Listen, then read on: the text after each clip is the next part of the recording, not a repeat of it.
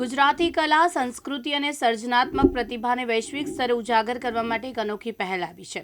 Global Gujarati award 2026 આ પ્રતિષ્ઠિત એવોર્ડની પ્રથમ આવૃત્તિ સત્તાવાર લોન્ચિંગ અમદાવાદમાં કરવામાં આવ્યું અને તેનો ભવ્ય કાર્યક્રમ 7 અને માર્ચ કચ્છમાં વિશ્વવિખ્યાત સફેદ રણમાં યોજાવાનો છે. AR9 હોલિડે પ્રાઇવેટ લિમિટેડ દ્વારા આયોજિત આ કાર્યક્રમ 7 માર્ચે કલ્ચરલ નાઇટ અને 8 માર્ચે એવોર્ડ નાઇટ સાથે ઉજવાશે. સૌથી પહેલાં આ જે કોમ્બિનેશન છે એ આ એવોર્ડની ખાસિયત છે. ફિલ્મના અલગ એવોર્ડ થાય છે, મ્યુઝિકના અલગ એવોર્ડ થાય છે, કલા અને સંસ્કૃતિના અલગ અલગ એવોર્ડ થાય છે, પણ કલા, ક્રિએટર, ફિલ્મ અને મ્યુઝિક આ બધું જ એક જ જગ્યાએ હોય અને એક જ જગ્યાએ અલગ અલગ ફિલ્ડના જે બેસ્ટ લોકો છે એને આઈડેન્ટિફાઈ કરીને એવોર્ડ આપવામાં આવતા હોય એવું કદાચ પહેલીવાર બની રહ્યું છે જે મારા ધ્યાનમાં છે એ પ્રમાણે.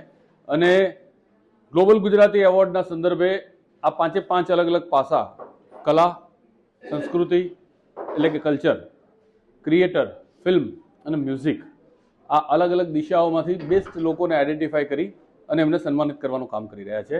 7મી અને 8મી માર્ચ ધોરડોમાં કચ્છ યાત્રા રિસોર્ટ ખાતે AR9 આયોજન કર્યું છે અને અમે આને આઈપીને મેનેજ કરી રહ્યા છે. હા, અમે બેઝિક જ્યારે શરૂઆત કરી ત્યારે ગુજરાતને સૌથી વધારે દેશ અને દુનિયામાં ઓળખતા હોય તો એના ટુરિસ્ટ પ્લેસોને લીધે ઓળખવામાં આવે છે.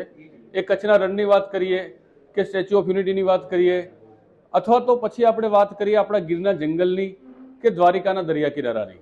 આજે ઇન્ક્રેડિબલ ઇન્ડિયા જે સપનું છે નરેન્દ્ર મોદી સાહેબનું કે ગુજરાત અને ભારતને દુનિયાભરમાં પહોંચાડવું છે, તો એના એક નાનકડા ભાગરૂપે અમે આ ગ્લોબલ ગુજરાતી એવોર્ડ કરી રહ્યા છે કે ગુજરાતના અલગ અલગ ડેસ્ટિનેશન આઈડેન્ટિફાઈ કરીશું અને દરેક વર્ષે અલગ અલગ ડેસ્ટિનેશન ઉપર આ ગ્લોબલ ગુજરાતી એવોર્ડ આ 5 પાસાઓમાં જે ઉત્કૃષ્ટ વ્યક્તિઓ છે એમને સન્માનિત કરશે. માનવ મહેતા, દિવ્યાંગ ન્યૂઝ, અમદાવાદ.